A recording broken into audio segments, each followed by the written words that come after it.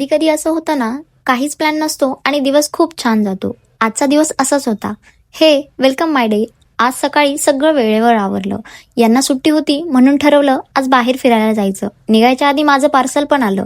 ते घरी ठेवून आम्ही बाहेर निघालो. सर्वात आधी म्युझियमला गेलो.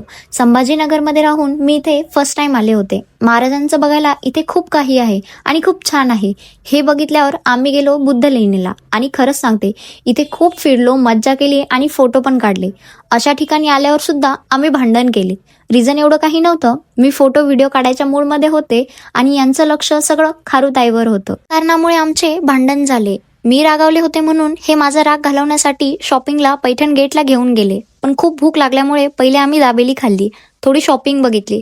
मला फारसं आवडलं नाही म्हणून मी काही खरेदी नाही केलं. फक्त फिरण्यातच मज्जा आली आणि माझा राग पण गेला. नंतर गरमागरम जिलेबी खाल्ली. तिथून निघालो. त्यानंतर रस्त्यात आईस ॲपल दिसलं. ते खायचं मन झालं तर यांनी मला खाऊ घातलं आणि शेवटी पाणीपुरी दिसली तर काय, मग यांनी सहज मला विचारलं खाणार का, आणि मी स्किप करणार शक्यच नाही.